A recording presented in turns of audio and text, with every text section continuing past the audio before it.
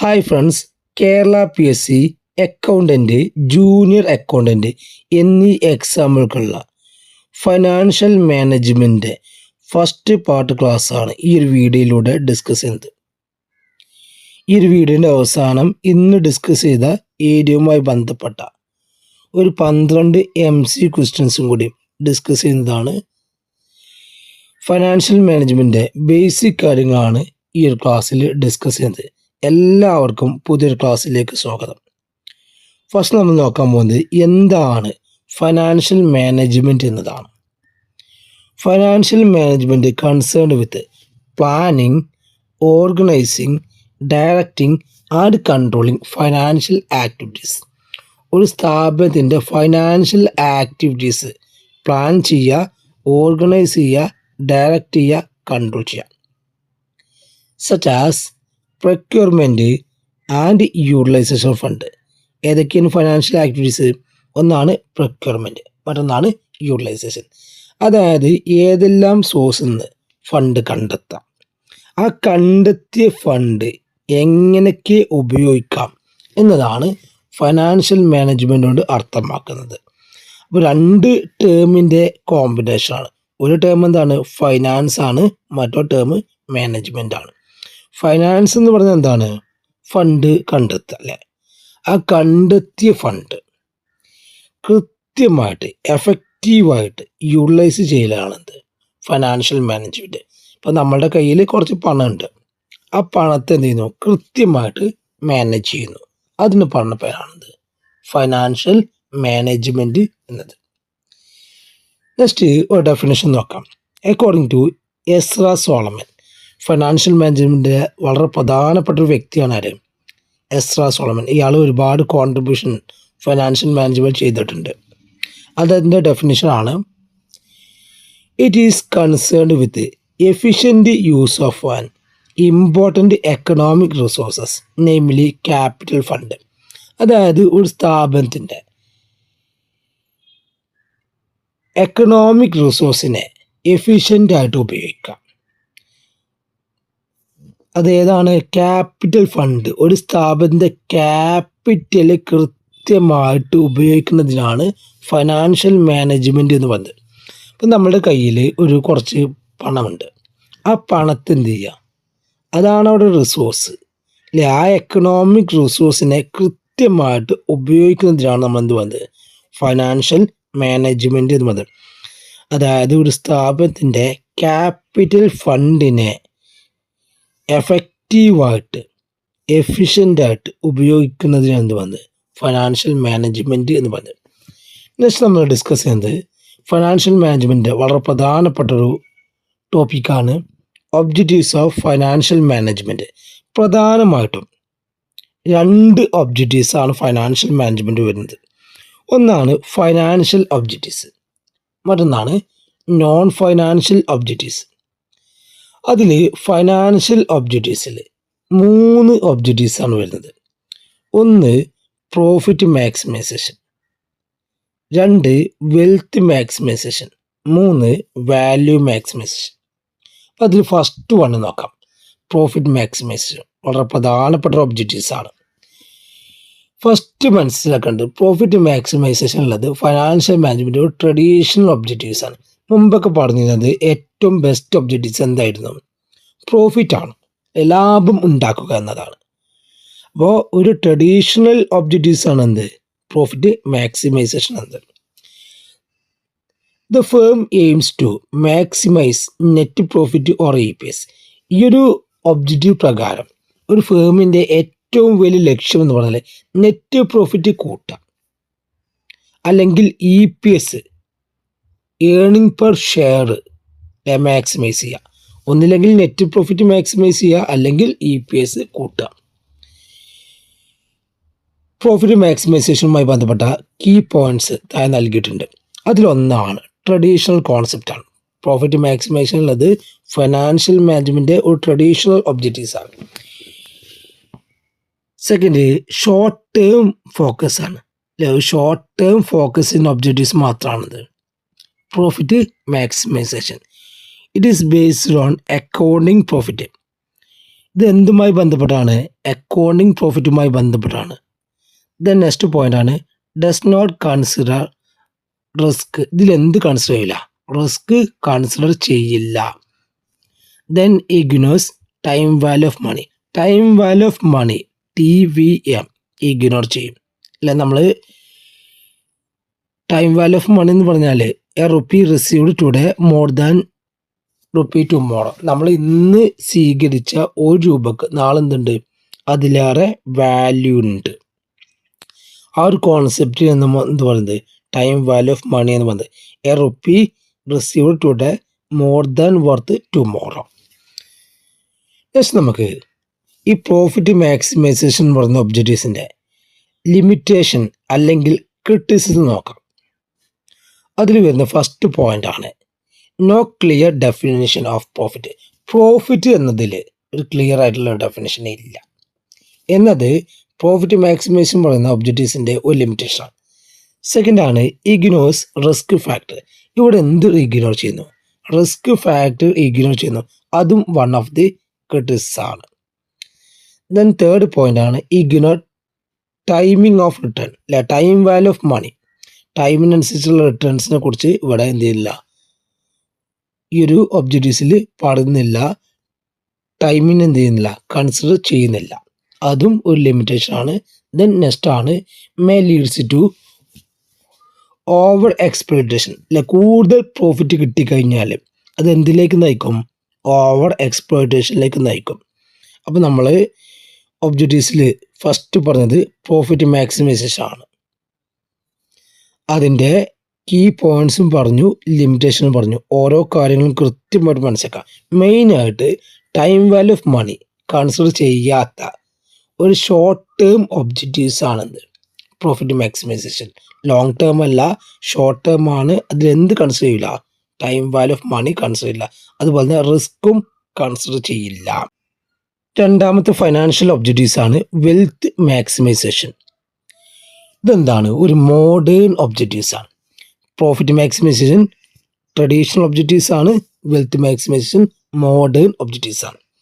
According to Solomon Ezra, the ultimate goal of financial management is to maximisation of owners wealth. Solomon എസ്രയുടെ opinion പ്രകാരം financial management ultimate goal എന്നത് maximization of owners wealth ആണ്. അതായത് wealth maximization ആണെന്ത് Solomon എസ്രയുടെ opinion പ്രകാരം ultimate goal. എന്തല്ല? Profit maximization അല്ല. The firm aims to maximize shareholders wealth. ഈ ഒരു ഒബ്ജക്റ്റീവ് പ്രകാരം ഒരു ഫേം എയിം ചെയ്യുന്നത്, ലക്ഷ്യം വെക്കുന്നത് മാക്സിമൈസ് ഷെയർ ഹോൾഡേഴ്സ് വെൽത്ത് ആണ്. ഷെയർ ഹോൾഡേഴ്സിൻ്റെ വെൽത്ത് കൂട്ടാനാണ്. അല്ലാതെ എന്തല്ല? പ്രോഫിറ്റ് അല്ല, ലാഭം ഉണ്ടാക്കുക അല്ല. അതിന് മറിച്ച് എന്താണ്? ഷെയർ ഹോൾഡേഴ്സിൻ്റെ വെൽത്ത് എങ്ങനെയൊക്കെ കൂട്ടാം. Share holders wealth maximisation introduced. ഈ ഒരു ഒബ്ജക്റ്റീവ്സ് ഇൻട്രൊഡ്യൂസ് ചെയ്തത് ഡേവിഡ് ഡ്യൂറൻറ്റ് ആൻഡ് ലെഡ്സ് ആണ്. ഡേവിഡ് ഡ്യൂറൻറ്റും ലെഡ്സും പാടെ കൂടിയാണ്ടാണ് ഈ ഒരു വെൽത്ത് മാക്സിമൈസേഷൻ പറയുന്ന കോൺസെപ്റ്റ് ഇൻട്രൊഡ്യൂസ് ചെയ്യുന്നത്. ഇവിടെ ശ്രദ്ധിക്കേണ്ട ഒരു കാര്യം, വെൽത്ത് മാക്സിമൈസേഷനുമായി ബന്ധപ്പെട്ട് ഒരുപാട് വ്യക്തികളുടെ പേര് പറയേണ്ടത് അതുമായി ബന്ധപ്പെട്ട്. പക്ഷേ ഈ ഒരു കോൺസെപ്റ്റ് ഇൻട്രൊഡ്യൂസ് ചെയ്ത് ആർക്കാണ്? ഡേവിഡ് ഡ്യൂറൻറ്റും ലെഡ്സും പാടെ കൂടിയാണ്ടാണ്. Wealth equal to market price per share into number of shares. Market price, ഒരു ഷെയറിൻ്റെ മാർക്കറ്റ് പ്രൈസ് ആയിട്ട് നമ്പർ ഓഫ് ഷെയർസിനെ ഇൻറ്റു ചെയ്ത് എന്ത് കിട്ടും? വെൽത്ത് കിട്ടും. അപ്പോൾ market price per share into number of shares ആണെന്ത്? Wealth, shareholders wealth. If market price increases, market price കൂടിക്കഴിഞ്ഞാൽ shareholders wealth increase. Market price കൂടി എന്തും കൂടും? ഷെയർ ഹോൾഡേഴ്സിൻ്റെ വെൽത്തും കൂടും. Wealth maximization is the primary objectives in modern financial management. Modern financial മാനേജ്മെൻറ്റിലെ primary objectives എന്ന് ചോദിച്ചു കഴിഞ്ഞാൽ അതെന്തല്ല? പ്രോഫിറ്റ് മാക്സിമൈസേഷൻ അല്ല, വെൽത്ത് മാക്സിമൈസേഷൻ ആണ്. വളരെ പ്രധാനപ്പെട്ട ടേമാണ്. Primary objectives of modern financial management എന്താണ്? വെൽത്ത് മാക്സിമൈസേഷൻ ആയിരുന്നു. ട്രഡീഷണൽ പ്രോഫിറ്റ് ആയിരുന്നു, ഇപ്പം എന്താണ്? വെൽത്ത് ആണ്. ഇനി ഇതിൻ്റെ ഡിസിഷൻ റോൾ നോക്കാം. Accept project with positive NPV, അതായത് പോസിറ്റീവായിട്ടുള്ള NPV എന്ത് ചെയ്യും, ഒരു പ്രൊജക്റ്റ് ആക്സെപ്റ്റ് ചെയ്യും. വെൽത്ത് മാക്സിമൈസേഷൻ പ്രകാരം നെറ്റ് പ്രസൻറ്റ് വാല്യൂ പോസിറ്റീവ് ആണെങ്കിൽ അതിനെ ആക്സെപ്റ്റ് ചെയ്യും. ആ കാര്യം കൂടി കൃത്യമായിട്ട് മനസ്സിലാക്കാം. നെക്സ്റ്റ് നമുക്ക് വെൽത്ത് മാക്സിമൈസേഷൻ പറയുന്ന ഒബ്ജക്റ്റീവ്സിൻ്റെ അഡ്വാൻറ്റേജ് നോക്കാം. ഇവിടെ കൺസിഡർ റിസ്ക്, ഇവിടെ എന്ത് കൺസിഡർ ചെയ്യും, റിസ്ക് കൺസിഡർ ചെയ്യും. അപ്പോൾ പ്രോഫിറ്റ് മാക്സിമൈസേഷൻ എന്തില്ല, റിസ്ക് കൺസിഡർ ചെയ്യില്ല, ഇവിടെ റിസ്ക് കൺസിഡർ ചെയ്യും.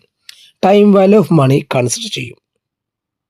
Then based on cash flow ആണ്, അക്കൗണ്ടിങ് പ്രോഫിറ്റ് അല്ല, ക്യാഷ് ഫ്ലോ ആണ്. Focus on long term growth ആണ്. അപ്പോൾ പ്രോഫിറ്റ് മാക്സിമൈസേഷൻ ഷോർട്ട് ടേം ആയിരുന്നു, ഇവിടെ ലോങ് ടേം ആണ് അല്ലേ. അവിടെ റിസ്ക് കൺസിഡർ ചെയ്യില്ല, ഇവിടെ റിസ്ക് കൺസിഡർ ചെയ്യുന്നുണ്ട്. അവിടെ time value of money consider ചെയ്യില്ല, ഇവിടെ time value of money consider ചെയ്യും. അവിടെ അക്കൗണ്ടിങ് പ്രോഫിറ്റ് ആണ്, ഇവിടെ ക്യാഷ് ഫ്ലോസ് ആണ്. ആ കാര്യങ്ങൾ കൃത്യമായിട്ട് മനസ്സിലാക്കാം. നെക്സ്റ്റ് വരുന്ന അടുത്ത ഒബ്ജക്റ്റീവ്സ് ആണ് വാല്യൂ മാക്സിമൈസേഷൻ. അപ്പോൾ ഫൈനാൻഷ്യൽ ഒബ്ജക്റ്റീവ്സ് 3 പറഞ്ഞു. 1 profit maximization, 2 wealth maximisation, 3 value maximisation. Maximisation overall firms value, ഇവിടെ ഒരു ഫേമിൻ്റെ മൊത്തം വാല്യൂ ആണ് ഉയർത്തുന്നത്. ഓവറാൾ ഫേംസ് വാല്യൂ ആണ്. എൻഹാൻസിങ് മാർക്കറ്റ് ക്യാപിറ്റലൈസേഷൻ, ഇവിടെ മാർക്കറ്റിലെ ക്യാപിറ്റലൈസേഷൻ ആണ് ഉയർത്തുന്നത്. Improving brand value and good വില്ല്, ഒരു ഫേമിൻ്റെ ബ്രാൻഡ് വാല്യൂ അതുപോലെ തന്നെ സൽപ്പേരൊക്കെ എന്ത് ചെയ്യും, ഇത് ഇൻക്രീസ് ചെയ്യാൻ സഹായിക്കും. Increase enterprise value, EV enterprise value കൂട്ടാൻ വാല്യൂ മാക്സിമൈസ് സഹായിക്കും. ഫോക്കസ് ഓൺ സസ്റ്റൈനബിൾ ഗ്രോത്ത്, ഇവിടെ ലക്ഷ്യം വെക്കുന്നത് ഒരു സസ്റ്റൈനബിൾ ആയിട്ടുള്ള സുസ്ഥിരമായിട്ടുള്ള ഗ്രോത്ത് ആണ്. It includes wealth maximisation but also consider long term corporate social responsibility. ഇവിടെ ശ്രദ്ധിക്കുക, ഇവിടെ വെൽത്ത് മാക്സിമൈസേഷൻ ചെയ്യുന്നു, ഇൻക്ലൂഡ് ചെയ്യിക്കുന്നു. അതിനോടൊപ്പം ഒരു ലോങ് ടേം കോർപ്പറേറ്റ് സോഷ്യൽ റെസ്പോൺസിബിലിറ്റിയും കൂടി ഇവിടെ ഉണ്ട്. അപ്പോൾ വാല്യൂ മാക്സിമൈസേഷനിലും എന്ത് തന്നെയാണ്, ഷെയർ ഹോൾഡേഴ്സിൻ്റെ വെൽത്ത് തന്നെയാണ് കൂട്ടുന്നത്. പക്ഷേ അതിൻ്റെയോടൊപ്പം എന്നും കൂടി ഉണ്ടായിരിക്കും ഒരു ലോങ് ടേം കോർപ്പറേറ്റ് സസ്റ്റൈനബിലിറ്റി, ഒരു ഫേമിന് ഓവറോൾ ആയിട്ടുള്ള വാല്യൂ എങ്ങനെ കൂട്ടാം എന്നും കൂടി എവിടെ പറയുന്നുണ്ട്, വാല്യൂ മാക്സിമൈസേഷനിൽ പറയുന്നുണ്ട്. അപ്പോൾ ഫൈനാൻഷ്യൽ മാനേജ്മെൻറ്റിൻ്റെ ഒബ്ജക്റ്റീവ്സ് 2 ഒബ്ജക്റ്റീവ്സ് ആണ് പറഞ്ഞു. 1 ഫൈനാൻഷ്യൽ ഒബ്ജക്റ്റീവ്സ്, അതിൽ 3 പറഞ്ഞു. 1 profit maximization, 2 wealth, 3 value maximization. Next വരുന്ന ടോപ്പിക്കാണ് നോൺ ഫൈനാൻഷ്യൽ ഒബ്ജക്റ്റീവ്സ്. അതിൽ വരുന്നതാണ് enhance employee satisfaction and welfare, എംപ്ലോയീസിൻ്റെ സാറ്റിസ്ഫാക്ഷനും അതുപോലെ തന്നെ വെൽഫെയറും ഉയർത്തുക. എൻഹാൻസ് മാനേജ്മെൻറ്റ് സാറ്റിസ്ഫാക്ഷൻ ഉയർത്തുക. പ്രൊമോട്ട് വെൽ ബീയിങ് ഓഫ് സൊസൈറ്റിയെ നല്ല രീതിയിൽ ട്രീറ്റ് ചെയ്യുക. Provide quality service to customers, നല്ല ക്വാളിറ്റി സർവീസ് കസ്റ്റമേഴ്സ് പ്രൊവൈഡ് ചെയ്യുക. ഇത് ജസ്റ്റ് ഒന്ന് മനസ്സിലാക്കിയാൽ മതി. ഓക്കെ അല്ലോ. ഫൈനാൻഷ്യൽ ഒബ്ജക്റ്റീവ്സ് ഓരോന്നും കൃത്യമായിട്ട് മനസ്സിലാക്കണം. എന്ത് ചെയ്യുക, നോൺ ഫൈനാൻഷ്യൽ ജസ്റ്റ് ആ പോയിന്റുകളൊക്കെ അറിഞ്ഞാൽ തന്നെ വളരെ എളുപ്പത്തിൽ ഇവിടുന്ന് ചോദ്യങ്ങൾ സോൾവ് ചെയ്യാൻ കഴിയും. നെക്സ്റ്റ് വരുന്ന ടോപ്പിക്കാണ് functions of financial management or decisions. Functions of financial management refers to major decision and activities undertaken to achieve objectives of wealth maximization. അപ്പോൾ നമ്മൾ പറഞ്ഞു ഫൈനാൻഷ്യൽ മാനേജ്മെൻറ്റ് അൾട്ടിമേറ്റ് എയിം എന്നത് എന്താണ്, വെൽത്ത് മാക്സിമൈസേഷൻ ആണ്. ഈ വെൽത്ത് മാക്സിമൈസേഷൻ എന്ന് പറയുന്ന objectives achieve ചെയ്യാൻ വേണ്ടി ഉപയോഗിക്കുന്ന ഡിസിഷൻസിനെയും ആക്ടിവിറ്റീസിനെയും ആണെന്ന് പറയുന്നത് ഫങ്ഷൻസ് ഓഫ് ഫൈനാൻഷ്യൽ മാനേജ്മെൻറ്റ് എന്ന് പറയുന്നത്. അപ്പോൾ ഫൈനാൻഷ്യൽ മാനേജ്മെൻറ്റ് അൾട്ടിമേറ്റ് എയിമായിട്ടുള്ള വെൽത്ത് മാക്സിമൈസേഷൻ അച്ചീവ് ചെയ്യാൻ വേണ്ടി ഉള്ള ഡിസിഷൻസും ആക്ടിവിറ്റീസും ഉൾക്കൊള്ളുന്നതാണെന്ന് functions of financial management. The functions of financial management can be broadly classified into 3 major divisions. Financial management ഫങ്ഷൻസിനെ പ്രധാനമായിട്ടും 3 ഡിവിഷൻസ് ആയിട്ട് തിരിച്ചിട്ടുണ്ട്. Namely financing divisions, investment divisions, dividend divisions. ഏതൊക്കെയാണ് പ്രധാനപ്പെട്ട 3 ഡിവിഷൻ? ഒന്നായിരുന്നു financial division, second investment division, third dividend division. ഓരോ ഡിസിഷനിലും വരുന്ന കാര്യങ്ങൾ നമുക്ക് കൃത്യമായിട്ട് നോക്കാം. പ്രധാനമായിട്ടും 3 ഡിസിഷൻസ് ആണ്. അതിൽ ഫൈനാൻസിങ് ഡിസിഷൻസിൽ ഉൾക്കൊള്ളുന്ന ഭാഗങ്ങളാണ് cost of capital, capital structure, leverage analysis. Second ആണ് ഇൻവെസ്റ്റ്മെൻറ്റ് ഡിസിഷൻസ്. അതിൽ ലോങ് ടേം ഡിസിഷൻസ് ആണ്. ലോങ് ടേം ആണത് capital budgeting, short term investment decision ആണത് working capital management.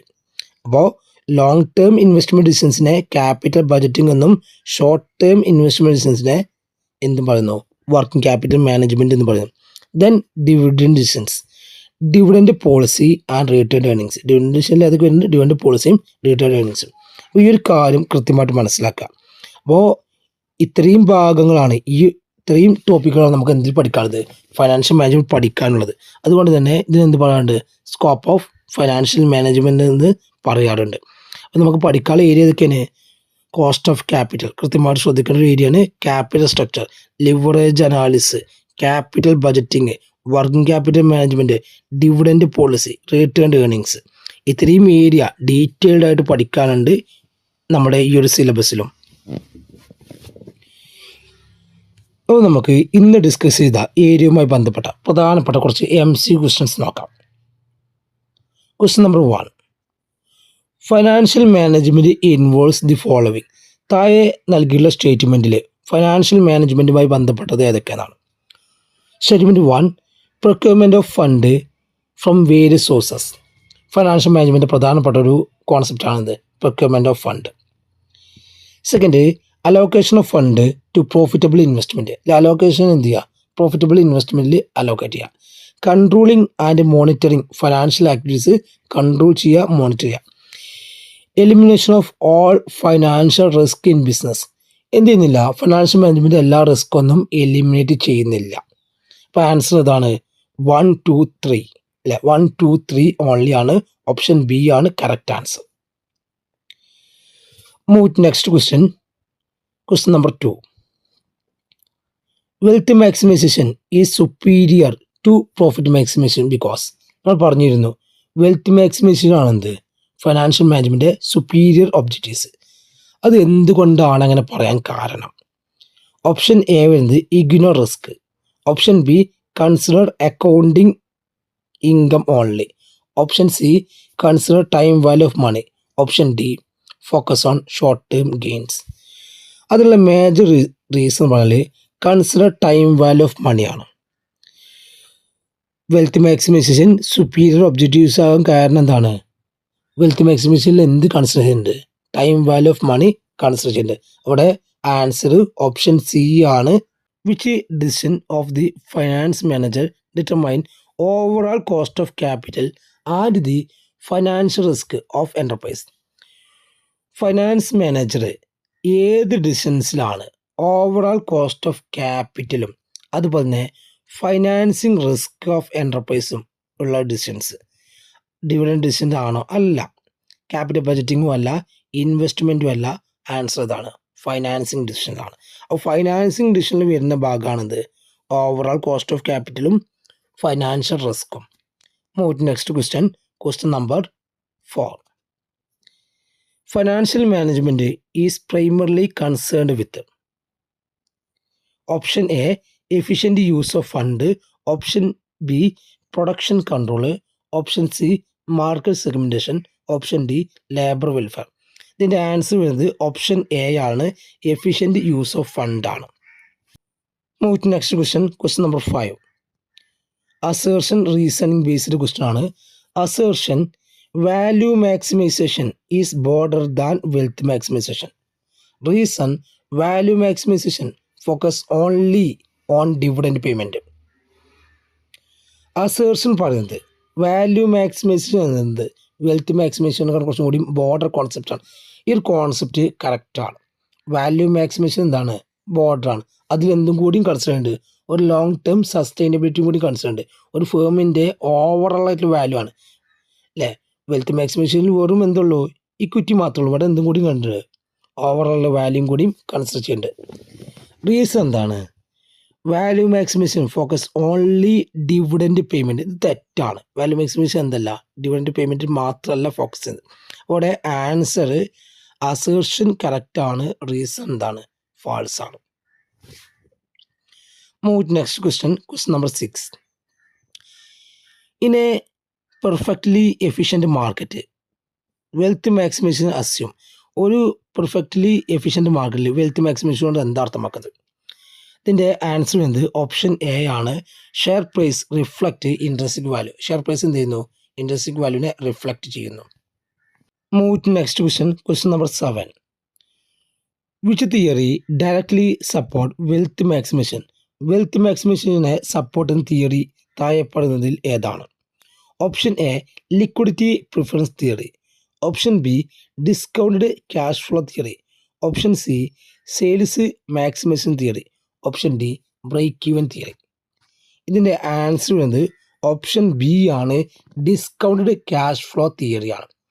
Wealth maximization support ചെയ്യുന്ന തിയറി ഡിസ്കൗണ്ടഡ് ക്യാഷ് ഫ്ലോ തിയറിയാണ്. Move to next question number 8. Functions of financial management includes estimation of capital requirements financial management വരുന്നതാണ്. Determination of capital structure financial management ഭാഗമാണ്. Dividend policy financial management ആണ്. Fixing government tax ഇത് financial management ഭാഗമല്ല. അപ്പോൾ ഏതൊക്കെ answer? A, B, C ആണ് answer. B, option B ആണ് correct answer. Move to next question number 9. A project increases accounting profit but reduces market price per share. Under wealth maximization, the project should be accounting profit increase ചെയ്യാണ്, അതുപോലെ തന്നെ market price കുറയുകയാണ്. അങ്ങനെയാണെങ്കിൽ wealth maximisation concept പ്രകാരം ഈ project accept ചെയ്യുകയോ reject ചെയ്യുകയോ എന്നാണ് ചോദ്യം. ഇവിടെ ശ്രദ്ധിക്കുക, വെൽത്ത് മാക്സിമൈസേഷൻ പറയുന്ന ഒബ്ജക്റ്റീവ്സ് ലക്ഷ്യം വെക്കുന്നതാണ് ഇൻക്രീസിങ് മാർക്കറ്റ് പ്രൈസ് ആണ്. അപ്പോൾ മാർക്കറ്റ് പ്രൈസ് കൂടിയാൽ മാത്രമേ എന്ത് ചെയ്യുള്ളൂ? പ്രൊജക്റ്റിനെ ആക്സെപ്റ്റ് ചെയ്യുള്ളൂ. അക്കൗണ്ടിങ് പ്രോഫിറ്റ് കൂടിക്കഴിഞ്ഞാലും മാർക്കറ്റ് പ്രൈസ് കുറഞ്ഞു കഴിഞ്ഞാൽ ആ പ്രൊജക്റ്റ് എന്ത് ചെയ്യും? റിജക്റ്റ് ചെയ്യും. ആൻസർ ബി ആണ്, reject the project. Next question number 10. Assertion reasoning based question ആണ്.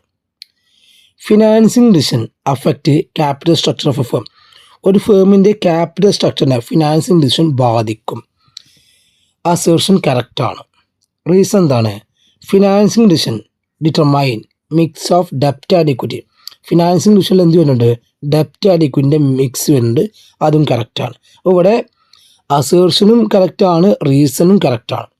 Both A and R are true. R is the correct explanation of A. Option A ആണ് ഇവിടെ answer. Move to next question number ഇപ്പോൾ വരമാ. Move to next question number 11. Which of the following is a non-financial objectives of business? ബിസിനസിൻ്റെ non financial objectives താഴെ പറയുന്നത് ഏതാണെന്നാണ്. Option A profit maximization. Option B wealth maximization. Option C employee welfare. Option D cost minimization. ഇതിൻ്റെ answer വരുന്നത് C ആണ്. Employee welfare ആണെന്ത്?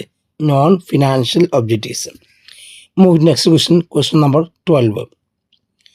The major weakness of profit maximization compared to wealth maximization is. Profit maximization wealth മാക്സിമൈസേഷനുമായി compare ചെയ്യുമ്പോൾ profit മാക്സിമൈസേഷൻ്റെ പ്രധാനപ്പെട്ട പോരായ്മ weakness എന്താണെന്നാണ്. Option A വരുന്നത് it ignores sales. Option B it ignores cost. Option C it ignores risk and timing of return. Option D it ignores shareholders. Answer വരുന്നത് option C ആണ്. It ignores risk and timing of return. റിസ്ക്കും ടൈമിങ്ങും time value of money എന്തിൽ ഉൾക്കൊള്ളിക്കില്ല? അല്ലെ, profit മാക്സിമൈസേഷനിൽ ഉൾക്കൊള്ളിക്കുന്നില്ല. അതാണ് പ്രോഫിറ്റ് മാക്സിമൈസേഷൻ്റെ major weakness compared to wealth maximization. അപ്പോൾ നമ്മൾ ഇന്നത്തെ ക്ലാസ്സിൽ ഫൈനാൻഷ്യൽ മാനേജ്മെൻറ്റിൻ്റെ ബേസിക് ആയിട്ടുള്ള കുറച്ച് കാര്യങ്ങൾ പറഞ്ഞു. അതുമായി ബന്ധപ്പെട്ട ഒരു 12 MC ക്വസ്റ്റ്യൻസ് കൂടി പറഞ്ഞു. Okay, thank you.